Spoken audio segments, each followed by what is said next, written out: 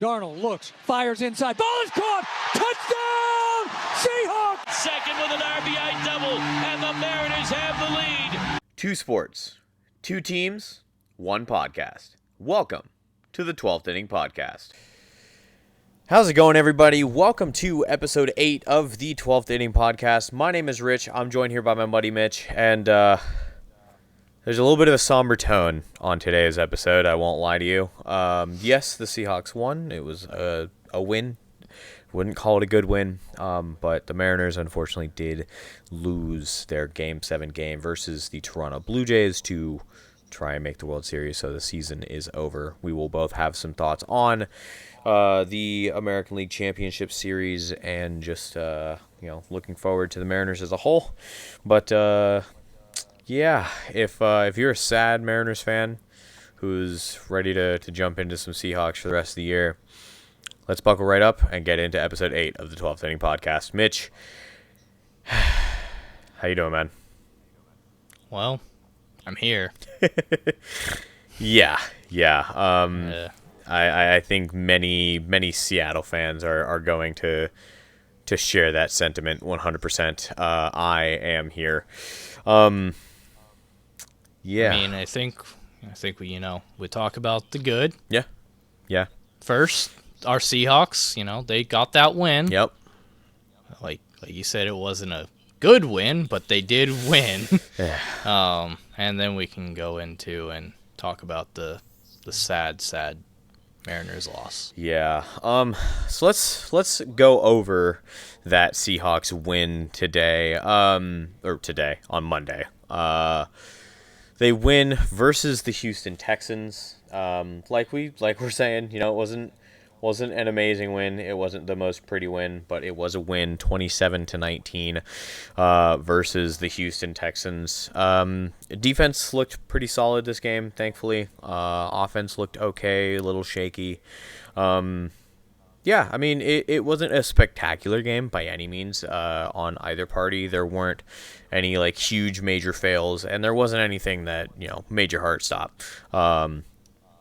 As far as any positivity going, it was just, I don't know, this one just felt like a game. Maybe that's because of the Mariners loss on that same night, but I don't know, we were watching the highlights just to kind of freshen our minds before this episode, and just didn't really feel a whole lot towards a lot of things. It was a game, decently played, could be better, could have been worse.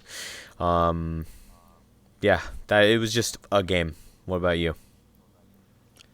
Yeah, basically, what I took notes and wrote them down so I wouldn't forget. Basically, what I have is it was a good game, especially out of the offense. They did do good, at least in the first half and the third quarter. Mistakes were definitely made, but it didn't hurt them, so not too much at least. The defense looked really good. Specifically, defensive line did really well in this game. They were run stopping. The secondary, they looked a lot better in this game. Yeah. I will say, while the secondary did look a lot better in this game, it was against not a great Texans offense. But it still gives me hope that they're getting better and they're getting things figured out. Yeah, I mean, we call... Go ahead. Oh, and the last thing that I kind of have as my overall is, and JSN continuing to do JSN things and look like that number 1 wide receiver in the league right now. Yeah, no, absolutely undeniable that JSN is the number 1 receiver in the league. I mean, pulling up the stats here, he's got 819 yards on the year on 50 receptions. That's more than Jamar Chase. That's more than Puka Nacua. That's more than George Pickens. He's elite, and that connection between him and Sam Darnold has been, I think, better than most of us thought it was going to be. You certainly hoped that it was going to be good, and hoped that we could see those good things from Sam Darnold. And there have definitely been some negatives, but that connection between him and Jack Smith and Jigba, and honestly, a lot of our receivers, to be fair to them, has not been one of those negatives for sure. So yeah, JSN, number 1 wide receiver in the league, kind of hard to argue that. Yeah.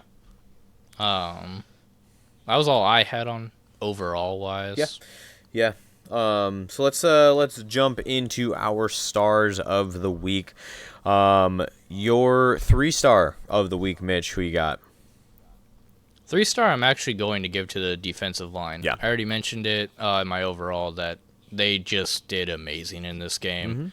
They were run stopping. They were putting so much pressure on CJ Stroud, which, while, yeah, his offensive line looked like shit, CJ Stroud can hurt you with his legs as well, and they weren't letting that happen. I mean, yeah, he got free a couple times, but for the most part, they were either sacking him or at least pressuring him and making him make bad throws. Yeah, and I mean, we also did say in last week's episode of don't sleep on CJ Stroud. Don't let CJ Stroud, be the one that beats you. Be careful with CJ Stroud, and they largely contained him. Yes, they made the game a little closer, but they largely were able to put some pressure on him and really disrupt a lot of the Texans' plans. So that was really, really good to see.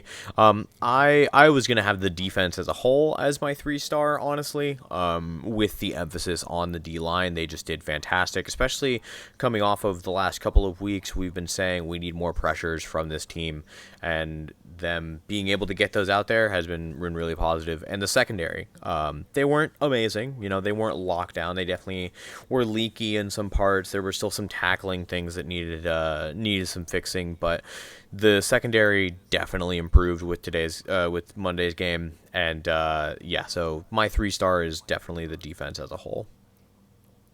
Okay. And your 2-star? Yeah, so moving into my 2-star, I will give it to the offense. They definitely had some shaky moments there for sure. A couple unfortunate, a bad interception from Sam Darnold, a rough fumble. So some negative things specifically on Sam Darnold, but the offense as a whole, I think, was solid. Rushing attack got a touchdown, but not a whole lot of yardage production, at least still in the yards per carry department, which is what I've been really concerned about. I know I'm giving a lot of negatives for someone who is my 2-star, but altogether, I'm highlighting the bad things that happened, and this offense still put up 27 points. They still did really, really solid, and they still proved that they are one of the top teams in the league, and this is just one of their off days, I think we did see Sam Darnold get targeted, get pressured a bit more in this game than I think we've seen in weeks past. So that's something that can be improved. But altogether, with this team seemingly having a down night on offense, still really positive to see them still be really solid, and AJ Barner checking in with a couple of catches. JSN, of course, Cooper Kupp had a couple nice catches. This is still a good offense. They just had a little bit of an off night, and I can live with that. Yeah, I agree. The offense did look pretty good. My 2-star, I'm actually going to narrow down to just JSN. Sure.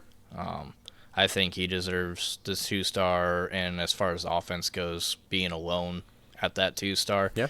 The offense, I agree. They did do well, but he just balled out. Yeah. And he would be my 3-star, but I had to give it to the defensive line just because with how much they've been struggling this year. Yeah, they improved by so much, whereas JSN, like I said in the overall, he's just doing JSN things. So, but he is still worthy of that 2-star spot in my opinion. So that's pretty much all I got. Is he did really well.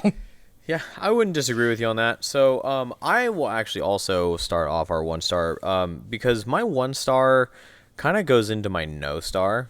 Okay.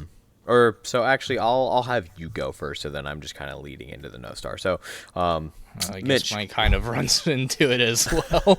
Well, all right then. Just Mitch, go ahead. So who do you think my 1-star is?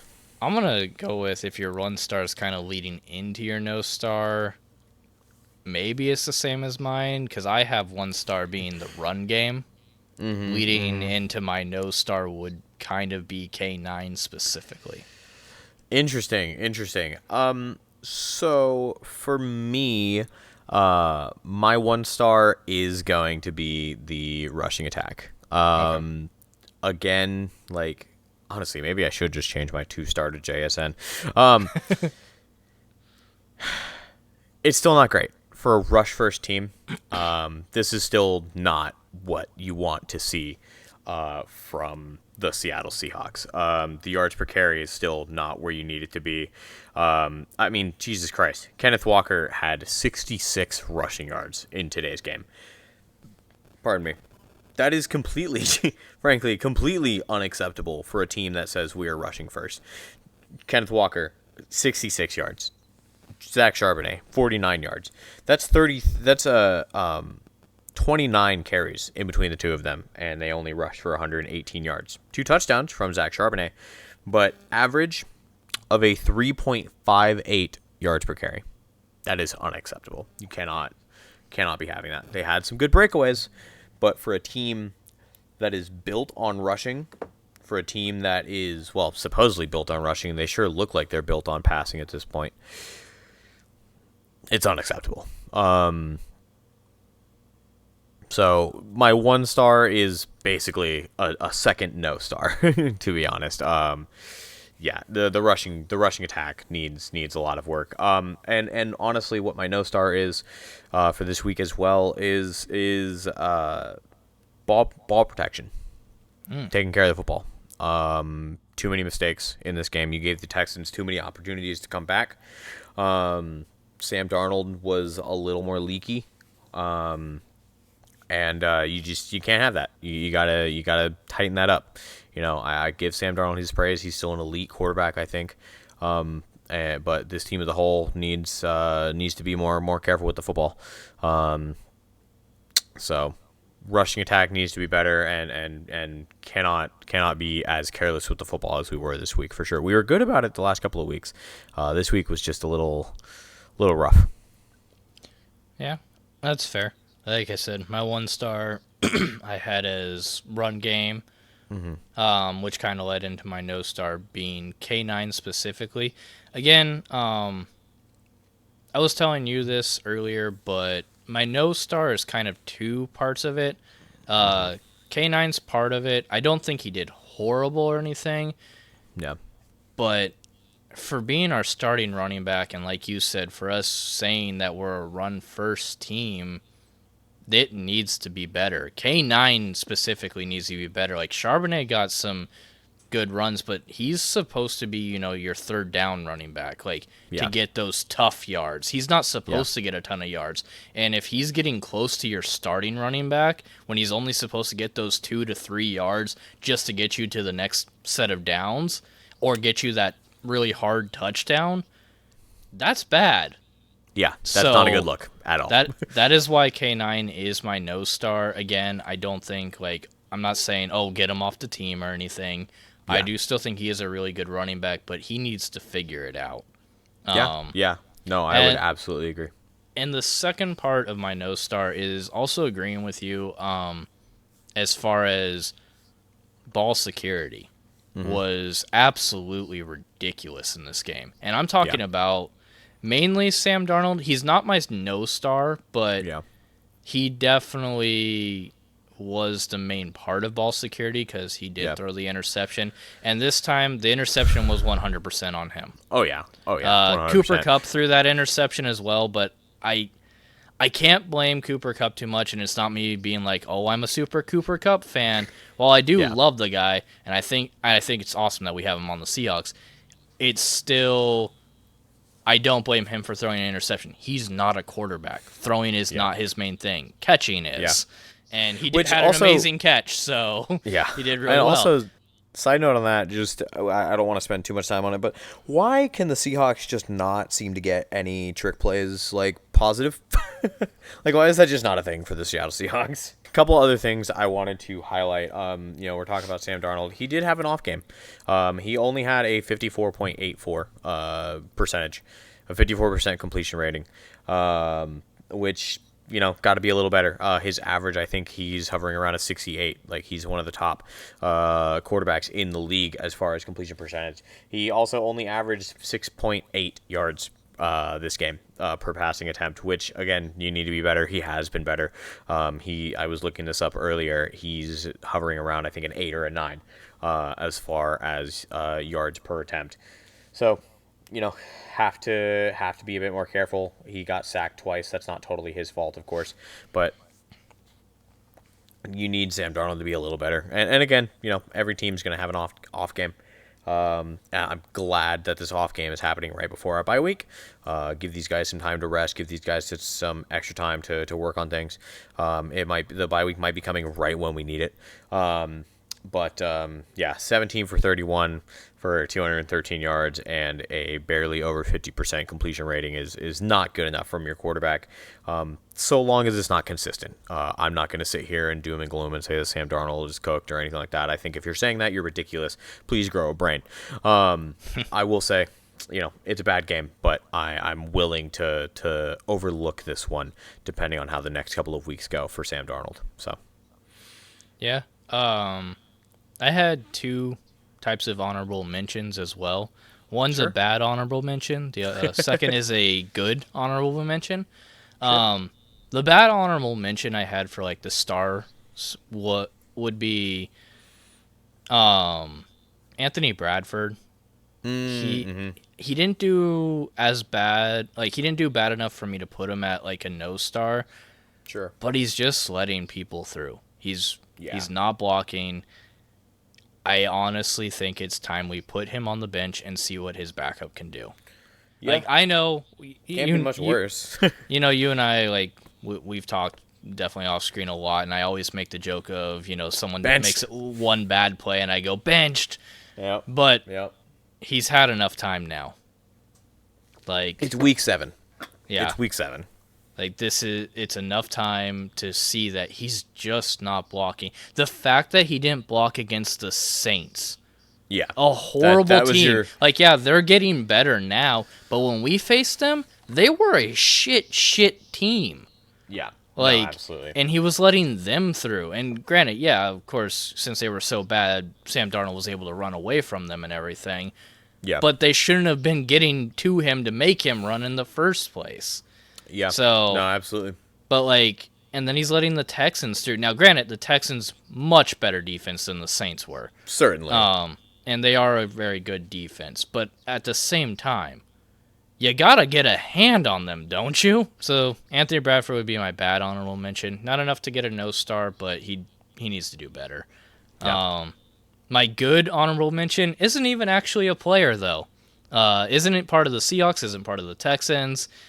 It's actually one of the refs, and you probably know where I'm going with this. Yes. The referee that I am talking about, his name is Nate Jones. He used to play in the NFL. Our GOAT. He was a cornerback, and he did pretty well while he was in the league, and now he's an NFL referee. Cool. The reason he is my good honorable mention, if you don't know, is JSN, and I believe his last name at least, is Stingley. I think it's Derek Stingley. Yeah, I believe so. They got into it a little bit when Stingley intercepted Sam Darnold, and JSN went to, push him out of bounds. Stingley stiff-armed JSN's helmet off of him for no reason. It's a little, he did get flagged for it, so there is that. I would have been pissed if he didn't. Yeah, and JSN pushes him a little bit afterwards, out of bounds, and Stingley gets mad about it. The Texans players get mad about it when JSN was not in the wrong. He's just kind of defending himself. Wasn't even that bad of a push. And then one of the Texans players, I can't remember who did it, but they shoved him extremely hard into the Texans bench, started getting in his face, and Nate Jones, the referee, literally got in between everybody, blocked JSN with his body, essentially putting himself up, because everyone knows if they would have done anything, if they would have hit Nate Jones even a little bit, they're out of the game. They're going to be done. They're going to be suspended Yeah. For the rest of that game, if not their next game. I'll put my tinfoil hat on and say that Mr. Nate Jones must have had some money down on JSN reaching a certain amount of yards this game. No, I'm kidding. We shout out Nate Jones here. Thank you for being the bigger man when it comes to keeping these guys contained. A couple things I want to mention before we move on into talking about next week. I do have a couple other things as well. Yeah, cool. But go ahead. So I was compiling some team stats, and I just wanted to go over them with you. But before that, I also have Sam Darnold stats as well. So just to kind of lift our spirits about Sam not doing the greatest this week, Sam Darnold is 7th in the league in passing yards. He is top 10 in the league in passing yards. He is 10th in the league in his completion percentage. That is after the not so great game this week. He's still at a 68.2 completion percentage. He's still one of the most consistent quarterbacks in the league. 8th in touchdowns with 12 and only has 4 interceptions. So that's why they sting so much. They're not frequent. Also 5th in QBR. He's a 109 rating in quarterback rating, so he is one of the higher rated quarterbacks in the league. And has only taken 9 sacks this year, which for some context, we have it really good because Cam Ward has 30 sacks that he has taken this year. Justin Fields has taken 30 as well. Or Justin Fields and Drake May, have both taken 22. And Jalen Hurts has taken 21. So the fact that Sam Darnold has only taken 9 is a testament to the fact that our offensive line has still been at least better than they were before, and since they have been in a long time. I will say that also contributes to the fact that Sam Darnold also is running around like prime Russell Wilson. Prime Russell Wilson, I agree. I was going to say prime Russell Wilson. And then also just taking a look at some overall offensive stats. I've got a couple for you here. The Seahawks offense is 5th in first down percentage, which I thought was good. They are, unfortunately, 3rd worst in the league in yards per carry. They do have 8 rushing touchdown, which is pretty average on the league. And they are the 7th best team in rushing yards. So while there are definitely some frustrations with the rushing attack as a whole, looking at the stats, they're very up and down. They're very mid. They're good. They're a good team. Comparing them to the rest of the league, they still come out as a good team. So go ahead. So just like a couple final notes I had on this game as a whole. Mm-hmm. The Seahawks, got this win despite having 4 turnovers. Now, the reason I do have that as a note here is this season up to this game, teams that had 4+ turnovers, so basically the Texans having 4 or more turnovers, all the teams that had 4 or more turnovers for them were 13-0 this season. So teams that were turning over the ball 4 or more times were 0-13 this season. The Seahawks don't win. The Seahawks are the only team so far this season, because we're going into the next week now. So through 7 weeks of football, the Seahawks were the only team that had 4 or more turnovers and still won the game. So yeah, that's pretty damn incredible. So that's a testament to how well our defense did this time. That's a testament to how well our offense did, even turning over the ball that many times. Yeah. So there's that. And then something really cool is in this game, they caused the Texans to have the 297th false start in Seahawks Stadium. Oh, that's so cool. No, that is a cool shout on that. We are 3 false starts away from 300 false starts in Seahawks Stadium since 2002 when the stadium opened. By the way, that's the most false starts in a stadium in the NFL since 2002. The 12th man is real, baby. There's a reason we caused an earthquake. So, and also 2002 was the last time that an expansion team was at it, which was the Texans. Yep. So, But yeah, they did cause the 297th false start, which is pretty cool considering that, like I said, that is the most in the NFL since 2002, since the last expansion team was added. That is why we are the 12th inning podcast. All right. We are the 12s. We're part of the 12s.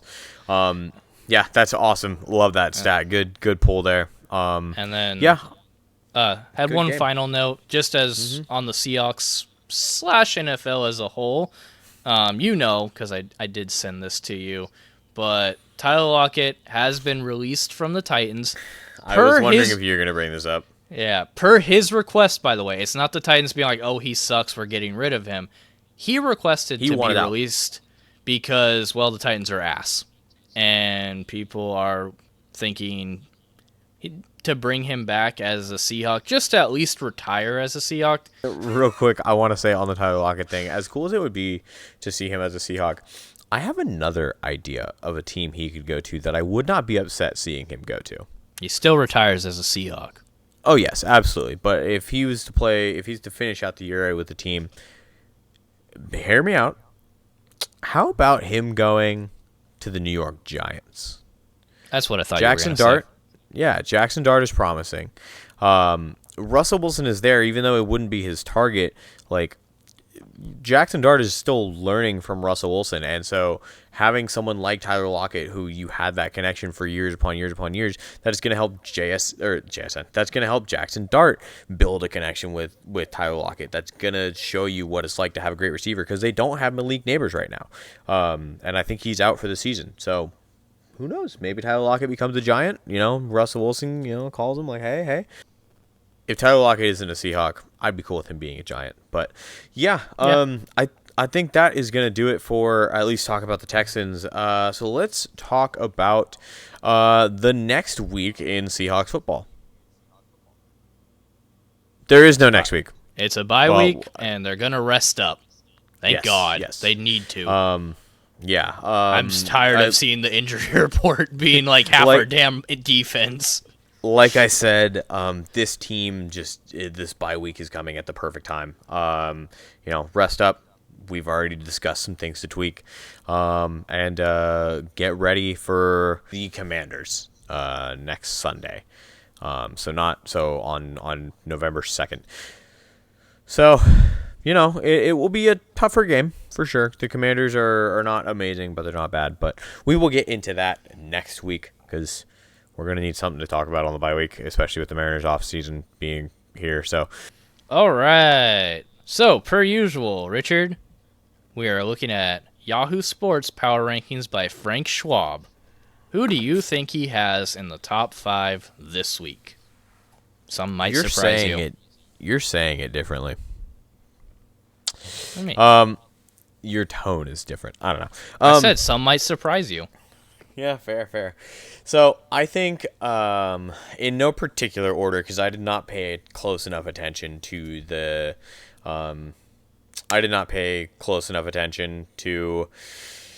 the, week as a whole. Yeah, we had some other things on our mind. Yeah. This is my funeral attire, by the way. I don't know if I mentioned that. So I think the Lions are there. The Rams will be top 5. I still think the Bills are a top 5 team. I think the Colts should be a top 5 team. They're probably 3 or higher. Lions, Rams, Bills, Colts, so far. Yeah, and we'll say one more. We'll say the Seahawks. I think they cracked the top 5 this week. You sure are high on our Seahawks. Unfortunately, they did not. Damn. Let's They're see. You like said Lions, Rams, Bills, Colts, and then Seahawks. Yeah, no particular order. So you have Lions, Colts, and Bills. They are in the top 5. Okay. So Rams weren't. The Rams weren't, and the Seahawks were not. Okay. At number 5, Buffalo Bills. They moved down from number 4 on a bye week. And then at number 4 is the Philadelphia Eagles. They moved up from 6th to 4th. Okay. I'm whelmed. Yeah. They haven't looked amazing. And then the Colts, number 3. They were number 3 last week, number 3 again this week. Yeah. Number 2, Detroit Lions. They were number 2 last week, number 2 again this week. This one might piss you off this time. The number 1 team is probably going to piss you off. At least it pissed me off a little bit. It's the Kansas City Chiefs. Motherfucker, how? Yeah. Literally how? Yeah. Well, per usual, I will be reading what Frank Schwab had to say on why he has the Kansas City Chiefs at number 1. Lovely. I read this earlier. I'm still pissed off. Great. All right, here's what Frank Schwab had to say. Why the big jump for the Chiefs? They had been too low due to their record, but now we see what the Chiefs look like at close to full strength, and they look like the best team in football. Ask yourself, do you have more trust in any other team to be in the Super Bowl? Yes, the Colts, the Lions, the Seahawks. What the fuck? The Rams. No, what? Schwab. All right, listen, hold on. Frank Schwab, listen. We got to have a little talk. All right, dude. I get it. You're a national writer for the NFL. You have to talk about the Chiefs because they're the NFL's golden boy. But, brother, where were they at before? They moved up from 8th to 1st. Brother. Come on. Who else do you trust in this league? Like 13 other teams. Come on. Be so for real. Okay, whatever. I don't even want to touch that with a 10-foot pole. Tell me where. Let's do bottom 3, I guess. God.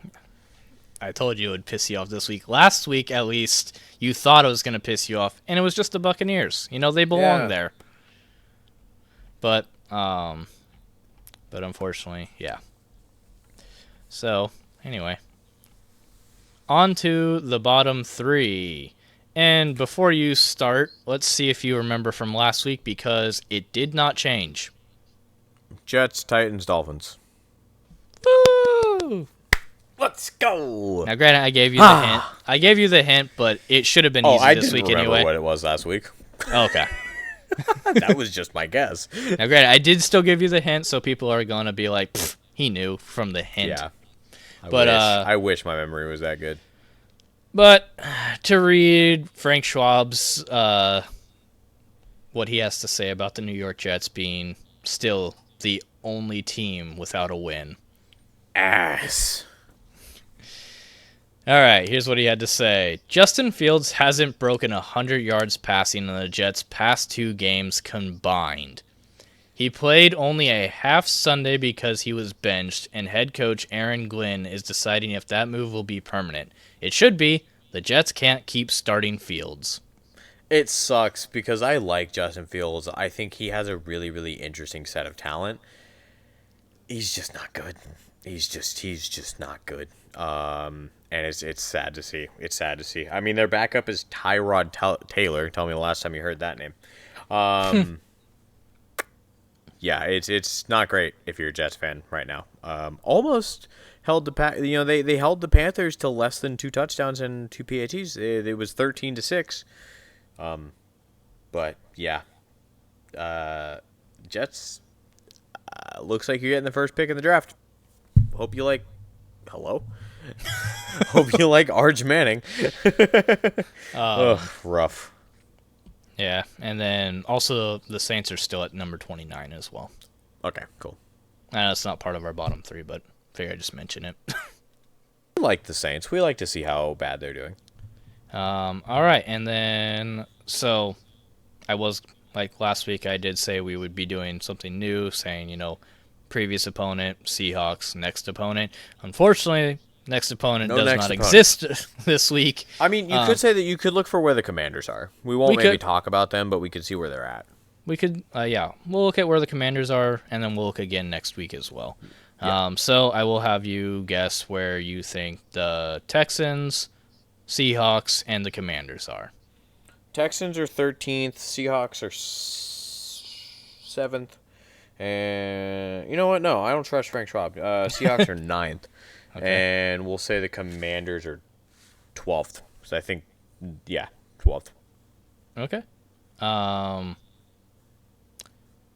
Seahawks are the only ones you even got close. Damn.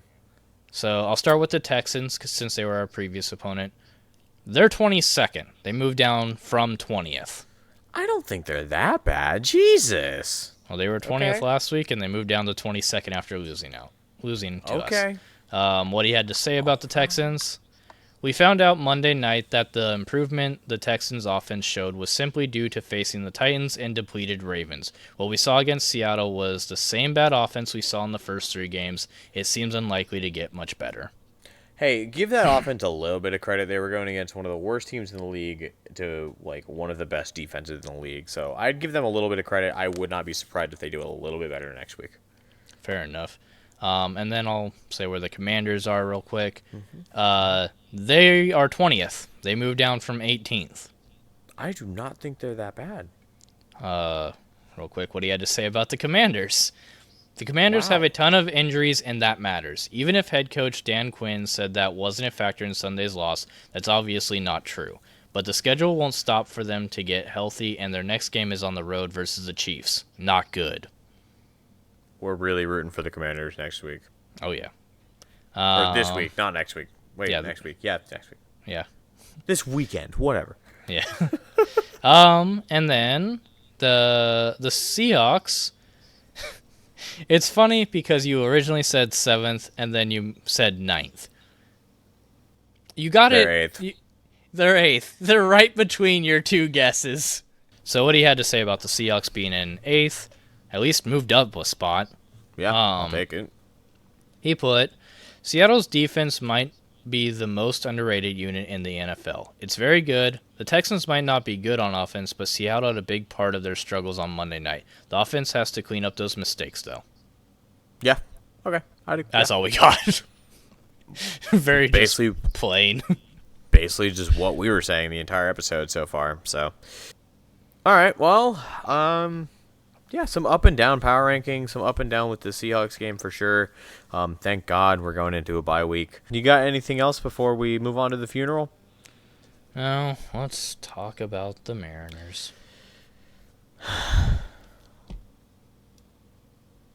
Yeah. So, for those of you who don't know, first off, hi. Welcome to the Mariners portion of the podcast if you're skipping to be here. I'm sorry. Because if you're skipping to the Mariners portion, that means you're probably a Mariners fan. Even if you're not, if you're a Seattle sports fan, which we are, we just love Seattle sports in general. Go Kraken. Go Storm. Go Sounders. Go Huskies. Go Huskies. Fuck all the the other Cougars.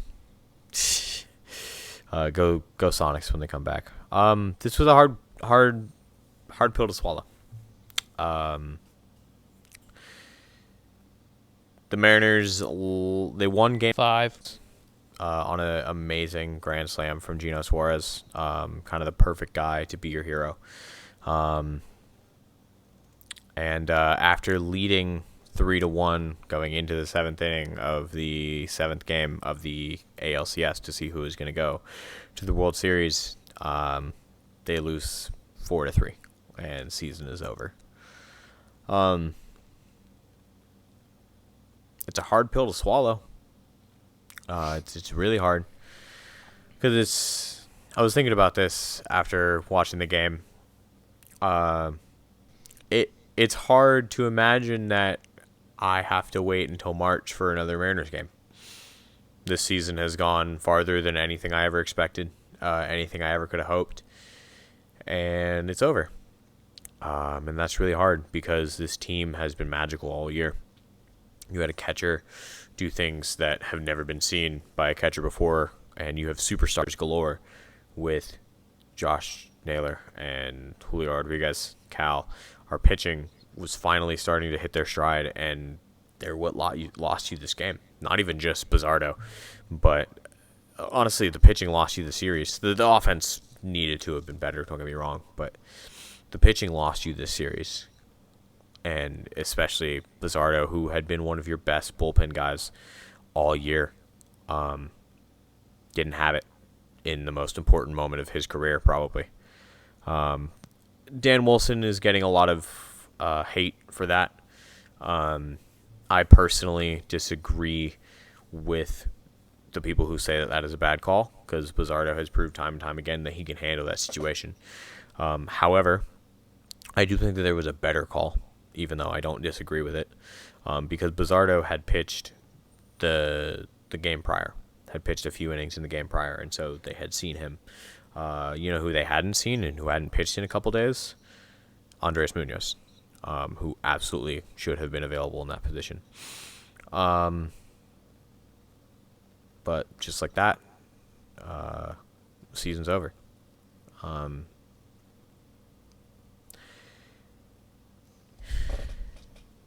There's a lot of feelings, a lot of negativity that is easy to sift into. Marine Layer podcast did an amazing segment where they were talking about how, like, we're not going to tell you how to fan. You know, if you want to be a negative Nancy, go for it. Like, if that's what helps you get over it. If you want to be ultra positive, go for it. If you want to be sad, go for it.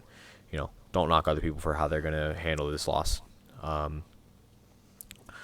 I generally choose to see the positive, and one of those things is, and granted, this hinges on a maybe, it requires the front office to actually do their jobs and re-sign Josh Naylor, who is interested. He wants to come back here. He wants to continue being a Mariner. He fell in love with the city. He fell in love with his fans. And the fans fell in love with him even harder. Josh Naylor should be a Seattle Mariner for at least the next 3 to 4 years. If not, this offseason's a failure. But assuming that Josh Naylor comes back, Gino likely won't come back, but that's okay. Assuming Josh Naylor comes back, assuming that Polanco comes back, this team can do it again. I absolutely have no doubt in my mind that so long as the core of this team moves forward, this team will do it again, and we will be back in the playoffs. They're going to be angry. They're going to be hungry because they've gotten further than any Mariner team has ever gone before, and they've gotten closer than any Mariner team has ever gone before, and they've gotten closer than they've ever tasted. A lot of these guys have only tasted getting swept in the ALDS. They haven't tasted winning an ALCS game. They haven't tasted home ALCS playoff baseball. That's going to fire these guys up. And I choose to lean into that. I choose to believe that so long as the core of this team continues on into next year, that they will be able to be back. Something interesting that someone noted. Refuse to Lose podcast. He mentioned 2000 team lost in a very similar way. The 2000 Mariners lost in a very similar way and lost Alex Rodriguez, one of your youngest, top guys. And they went on to win 116 games and go to the ALCS. You can bounce back, and this team can. Yeah, it's emotional. It's hard. Business is unfinished. I physically cannot get myself to watch any highlights from that 7th game. It hurts too much, frankly. This loss to me hurts more than throwing it on the 1 yard line, frankly. Well, we had at least won a Super Bowl the year prior when that happened. Well, yeah, it hurts that we didn't win back-to-back. This was to make the World Series for the very first time in franchise history. You were 8 outs away. That was it. That's all you needed. 8 outs. Yeah, it's heroics. It's heartbreak. Yeah, go ahead. I know you have some thoughts. Yeah, I do have some thoughts on this series because last we talked, they had just lost Game 4. It was essentially starting, like you had said in the last episode, of essentially starting just a normal 3-game series. And they did win Game 5. I put that in our last episode. They just needed one more win. And what I have on here is they should have won Game 6. And when they didn't, they should have won Game 7. People may disagree with me on this because I don't know baseball as well as you do, of course. But in my opinion, from what I was watching, Brian Wu was left in just one batter too long, in my opinion.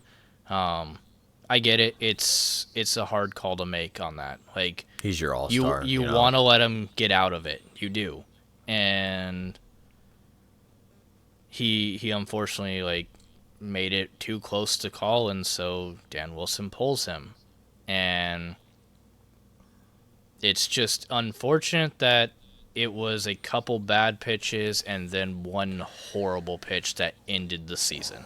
And what made it worse, I'm sorry, I'm going to cut you off. No, you're good. I'm going to cut in. What made it worse is the fact that he then just looks filthy batters later.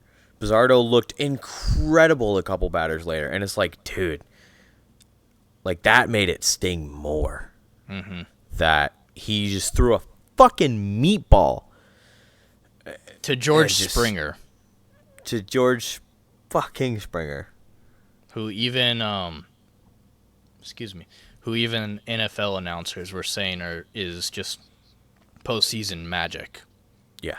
And you can walk George Springer there. Yeah. You can't let him get a hit. Yeah. The best thing you can do there is just miss 4 times in a row and let him get on base. Yeah. Because once he's on base, yes, he can hurt you, but you have a much better chance at the batter after him of just getting him out with the bases loaded and leaving all 3 runners on base. Yeah. But unfortunately, like I said, couple bad pitches and then one just super mistake pitch ends the season. Ends an amazing season even. Magical. And it sucks. Like I said, Brian Wu being left in too long is my opinion, but at the same time, I do understand why he was left in. And he had a chance to get out of it, but I also get why Dan Wilson made the call to pull him at the time. I get why he put Bizzardo in there.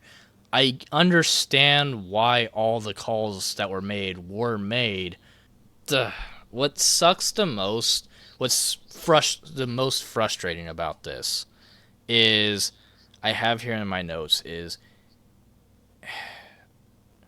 we talked about it all near the end of the season. We talked about it this whole podcast leading up to them going to the playoffs. So people constantly be like, oh, well, whenever they would start to blow up before, when they went on that super win streak and only lost like a couple games here and there, people be like, oh, well, that's just the Mariners. They're going to do this at the end of the season. They're going to blow it and everything.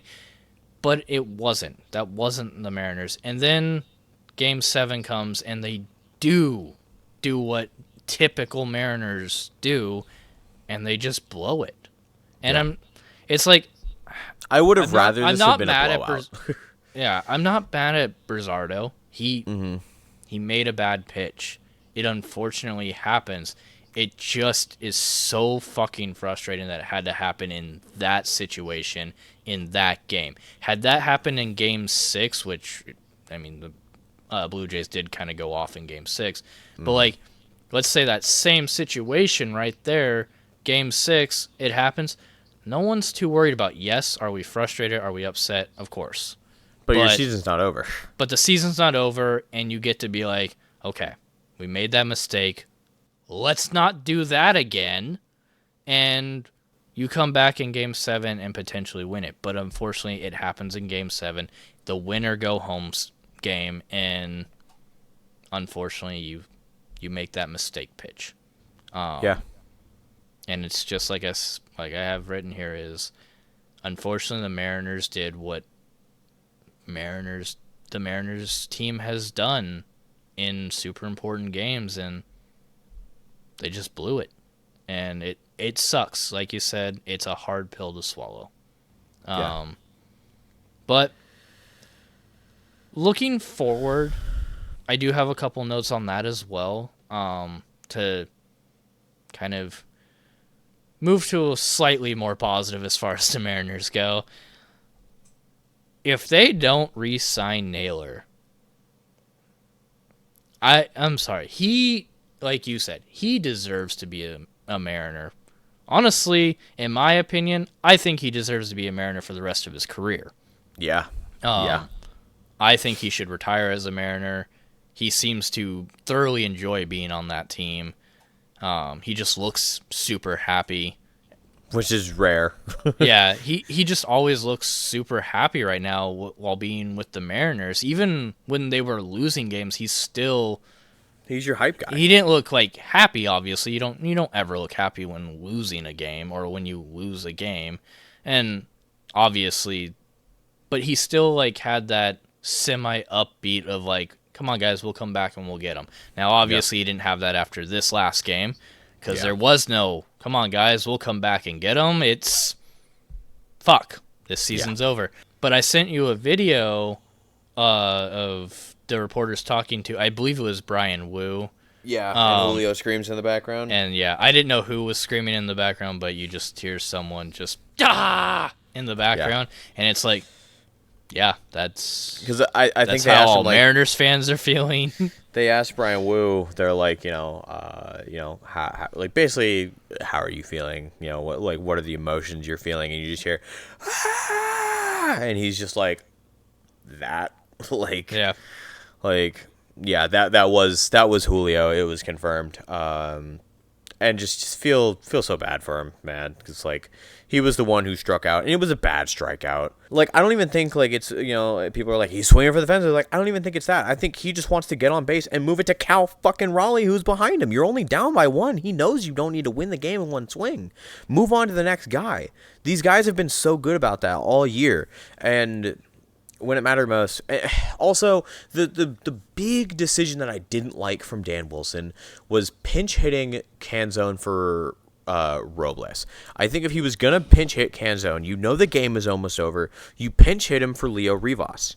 You can make a defensive switch and make Polanco your DH and have, or make Polanco your second baseman and have Canzone DHing if the game continues.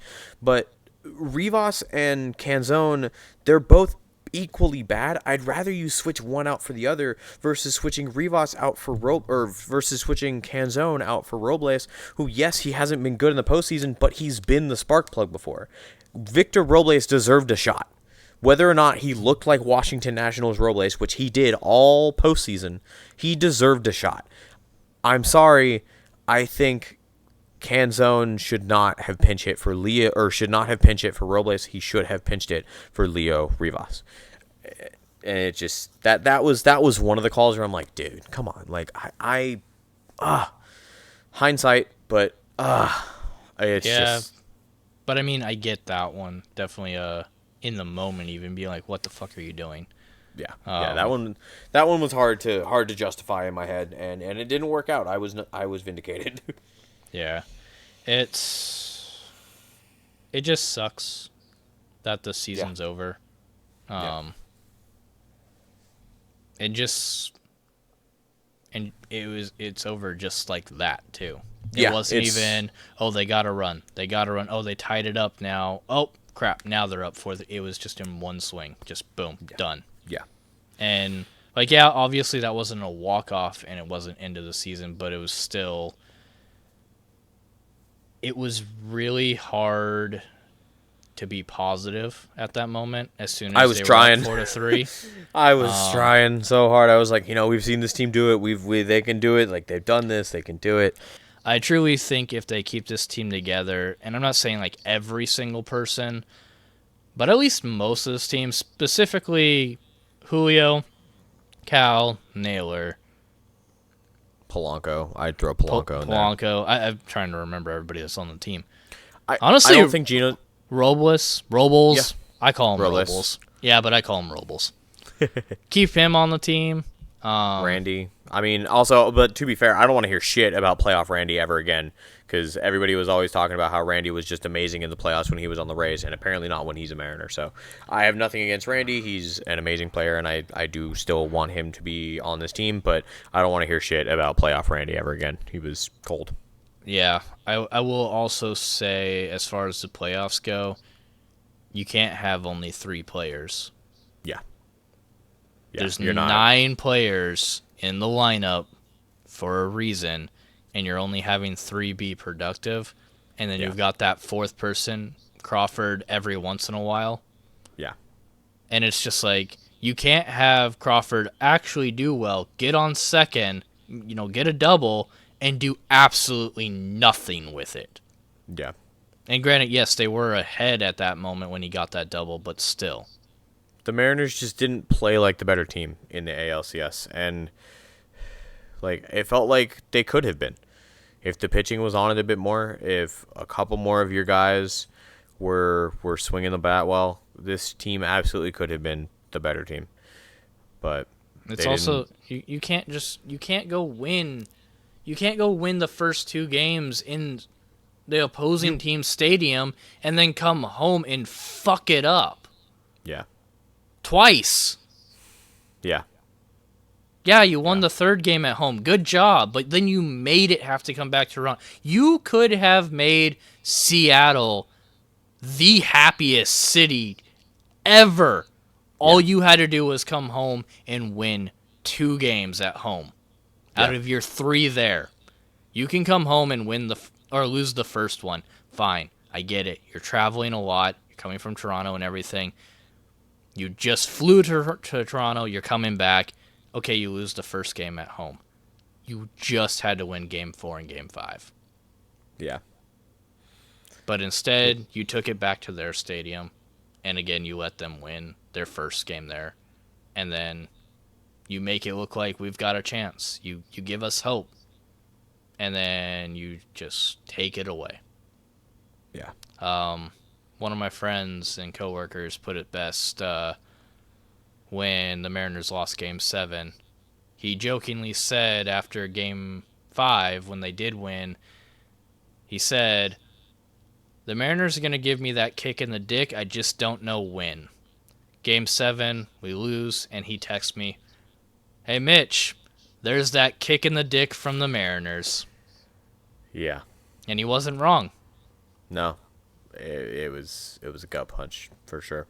But looking forward to next season, especially a full season, at least on the baseball side of things, of this podcast is going to be a lot of fun. Obviously, things are going to be a little different for this podcast moving forward for the next few months, since it will be mostly Seahawks. We'll talk about Mariners news as it arrives. If they sign guys, who leaves, things like that. But for the most part, it's going to be a lot of Seahawks until spring training. But I'm looking forward to sharing the next season of Mariners baseball. I had so much fun this year watching baseball in a way that I've never watched it before. Doing this podcast with you, trying to do the South Style Mariners podcast, which I'm hoping I can do a bit better next season as well.